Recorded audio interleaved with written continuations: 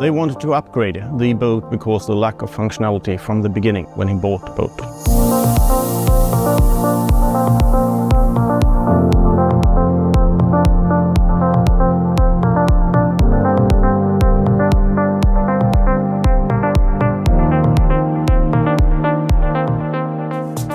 Main problem my customer had was that he lacked the functions, and he is quite a pursuer of new technologies.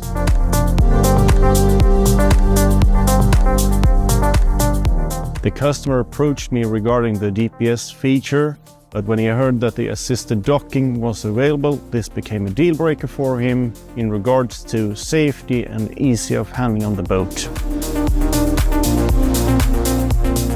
The overall process was intriguing. We had a tight collaboration between Volvo Penta and the customer regarding to customer feedback and inputs, which we managed to succeed. We redesigned the complete helm station, redid the layout, added 2 new glass cockpit displays, new control lever, new joystick, and in the aft we installed another docking station with a joystick. The feedback from the customer was easier and more seamless handling of the boat, and because we changed the upper gear, we get a reduce in noise and increase in comfort levels. I would recommend the EVC Upgrade to anyone who wants to unlock new features and enhance their boating experience.